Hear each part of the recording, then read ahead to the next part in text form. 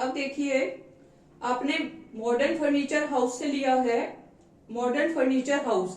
अब आपका फर्नीचर का तो काम है नहीं, अब ये तो आप कॉटन का काम है ना, उनका क्लोथ्स का काम है, तो आप फर्नीचर हाउस से तो लोगे नहीं कुछ।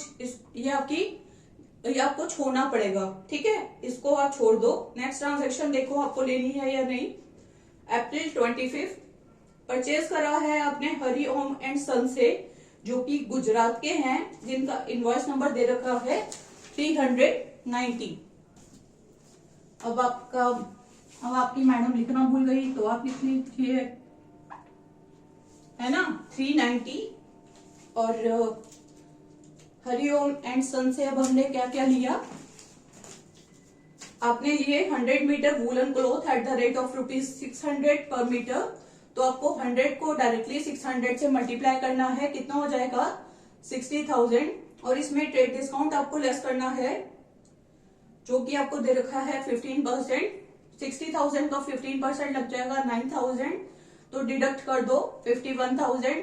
तो फिर आपको इसमें आगे पोस्ट करनी है ट्रांजेक्शन 51,000। अब ये आपने खरीदा है गुजरात से, मतलब हमारे जो शॉप है वो तो superior cloth house new Delhi में है, मतलब ये भी इंट्रास्टेट हो गया, है ना, तो इसमें भी IGST लगाएगा, राइट। समझ आ रहा है फर्क ना, मैंने आपको गुड्स एंड सर्विसेज टैक्स के चैप्टर में भी ये सब करवाया है, ठीक है। तो फिर आपने इसका टोटल लिख दिया 53,550। फिर इसका टोटल करिए 1,41,750। इसका टोटल करिए 4350। इसका टोटल करिए 1200। इसका भी टोटल करिए 1200। इसका भी टोटल करिए 1,35,000।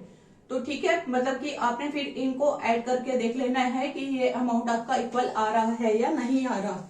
ओके, आई होप ये क्वेश्चन आपको क्लियर हो गया होगा।